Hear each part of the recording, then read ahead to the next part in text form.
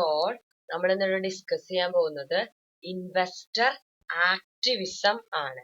Investor activism എന്ന് പറഞ്ഞാൽ എന്താന്ന് വെച്ചാൽ നമുക്കറിയാം, നോർമലി ഒരു ഓർഗനൈസേഷന്റെ ഓണർഷിപ്പും മാനേജ്മെന്റും സെപ്പറേറ്റഡ് ആണ്.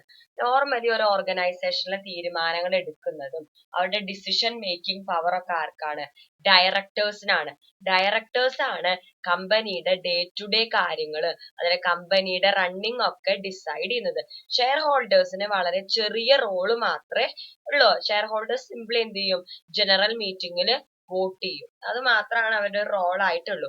പക്ഷെ ഇൻവെസ്റ്റർ ആക്ടിവിസം എന്ന് പറഞ്ഞാൽ എന്താന്ന് വെച്ചാൽ ഒരു ഗ്രൂപ്പ് ഓഫ് ഷെയർ ഹോൾഡേഴ്സ് അല്ലെങ്കിൽ കുറച്ച് share holders in an publicly traded company that tries to make changes in management. ആ ഒരു പ്രോസസ്സിനെയാണ് നമ്മൾ എന്ത് പറയുന്നത്?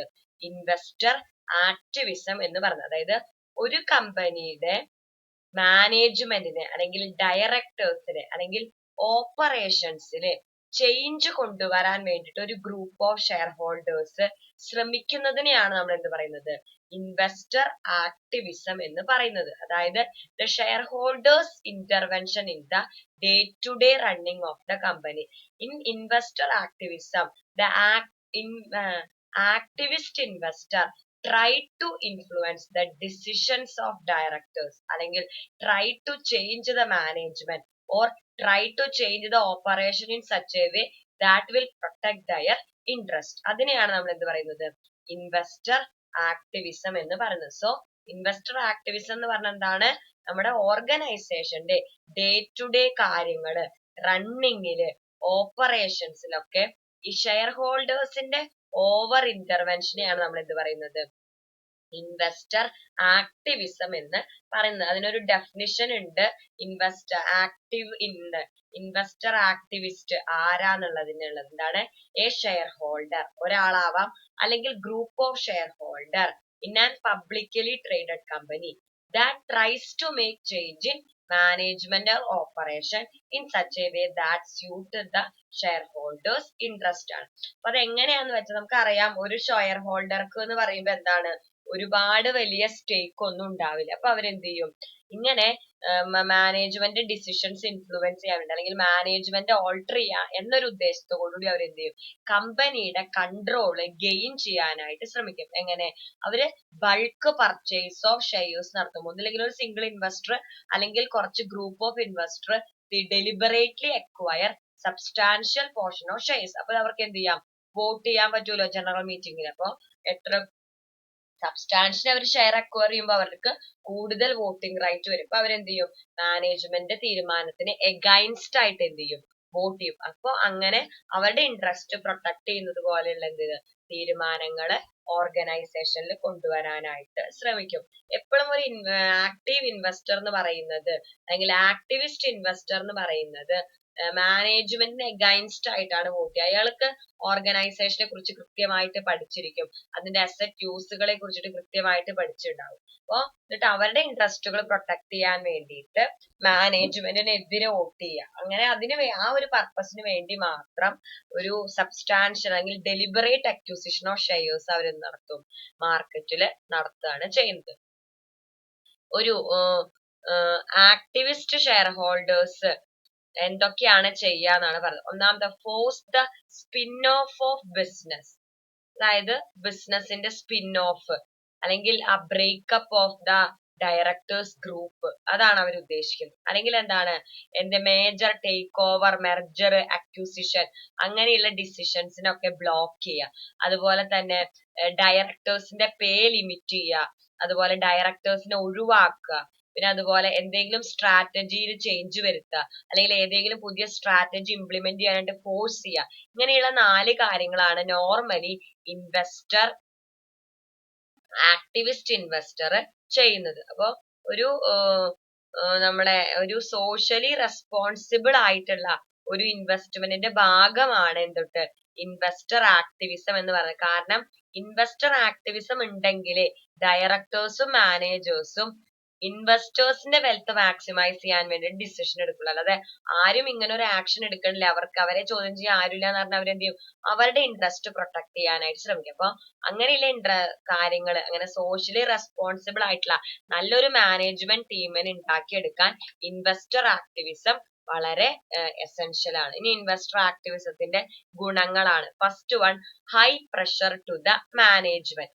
നമുക്കറിയാം നോർമലി ഒരു ഇൻഡിവിജ്വൽ ഷെയർ ഹോൾഡർക്ക് എന്ന് പറഞ്ഞ ഒരുപാട് പവർ ഒന്നുമില്ല മാനേജ്മെന്റിനെ ഇൻഫ്ലുവൻസ് ചെയ്യാൻ വേണ്ടി. കാരണം എന്താണ്, അവര് ഒരു ആയിരക്കണക്കിന് ഷെയറിലോടുത്ത് ഒരു 100 അല്ലെങ്കിൽ 50 ഷെയർ ആയിരിക്കും ഹോൾഡ് ചെയ്യാനായിട്ട് പറ്റില്ല. അവർക്ക് ഒരു റയർലി ഒരു small percentage of voting right ആണ് ഉണ്ടാവുള്ളൂ. പക്ഷെ ഇൻവെസ്റ്റർ ആക്ടിവിസം എന്നൊരു എലമെന്റ് ഉണ്ടെങ്കിൽ അവര് ഗ്രൂപ്പ് ആവും, അല്ലെങ്കിൽ ഒരു ഷെയർ ഹോൾഡർ എന്ത് ചെയ്യും, അങ്ങനെ ഒരു ഡിസിഷനിൽ മാറ്റം വരുത്താൻ വേണ്ടിയിട്ട് ഒരു മേജർ ഹോൾഡിംഗ് അവരെന്ത് ചെയ്യും, എക്വയർ ചെയ്യും. അപ്പൊ the share holders become more powerful. അപ്പൊ അവരെന്ത് ചെയ്യും, അവരുടെ ഡിസയർ ബോർഡിനോട് പറയും. അവരുടെ ഡിസയറിനനുസരിച്ച് അവര് വോട്ട് ചെയ്യും. അവരുടെ ഇൻട്രസ്റ്റ് പ്രൊട്ടക്ട് ചെയ്യുന്ന രീതിയിൽ അവരെന്ത് ചെയ്യും, ആക്ഷൻസ് എടുക്കാൻ ബോർഡിനെ പ്രഷർ ചെയ്യും. അങ്ങനെ ബോർഡിനെ പ്രഷർ ചെയ്യുമ്പോൾ ഡയറക്ടേഴ്സും management will be forced to take action which will maximise the value of stakeholders. ആ സ്റ്റേക്ക് ഹോൾഡറിൽ പബ്ലിക്കും പെടും, കസ്റ്റമറും പെടും, ഷെയർ ഹോൾഡറും ഒക്കെ പെടും. അപ്പൊ അങ്ങനെ ഹൈ പ്രഷർ ടു മാനേജ്മെന്റ്. അപ്പൊ മാനേജ്മെന്റ് ഒരു ഫെയർ ട്രാൻസ്പെറന്റ് ആയിട്ട് വർക്ക് ചെയ്യാനായിട്ട് ഇൻവെസ്റ്റർ ആക്ടിവിസം ലീഡ് ചെയ്യുന്നുണ്ട്. പിന്നെ എന്താണ്, ജനറേറ്റ് ന്യൂ ഐഡിയ. നമ്മൾ പറഞ്ഞു എന്താണ്, ഡയറക്ടേഴ്സിന്റെ തീരുമാനങ്ങളെ ഇൻഫ്ലുവൻസ് ചെയ്യാണ്, അവരുടെ ഡിസിഷൻസെ മാറ്റിമറിക്കണം. അപ്പൊ അവരെന്ത് ചെയ്യും, ഇങ്ങനെ മാറ്റിമറിക്കുന്നതിന് മുമ്പ് അവര് കമ്പനീനെ കുറിച്ച് നന്നായി പഠിക്കും. എന്നിട്ടാണ് അവരുടെ തീരുമാനങ്ങൾ, ഡിസിഷൻസ് അവിടെ പ്രാവർത്തികമാക്കാൻ ശ്രമിക്കുക. അപ്പൊ അങ്ങനെ ഒരു ഗ്രൂപ്പ് ഓഫ് ഇൻവെസ്റ്റേഴ്സിന്റെ പുതിയ പുതിയ ഐഡിയാസ്, പുതിയ പുതിയ ഓപ്പർച്യൂണിറ്റീസ് ഓർഗനൈസേഷനിൽ ഇംപ്ലിമെന്റ് ചെയ്യാനായിട്ട് തുടങ്ങും. പിന്നെ ഇൻക്രീസ് ഇൻ സ്റ്റോക്ക് പ്രൈസ്. ഞാൻ പറഞ്ഞു ഒരു ആക്ടിവിസ്റ്റ് ഇൻവെസ്റ്റർ എങ്ങനെയാണ് മാനേജ്മെന്റ് തീരുമാനങ്ങൾ ഇൻഫ്ലുവൻസ് ചെയ്യുന്നത്, അവര് മാർക്കറ്റിൽ നിന്നും large number of shares purchase ചെയ്തിട്ടാണ്. അങ്ങനെ large number of shares purchase ചെയ്യുമ്പോൾ നോർമലി എന്ത് ചെയ്യും, ഡിമാൻഡ് കൂടും. നോർമലി അവരുടെ ഡിമാൻഡ് കൂടും.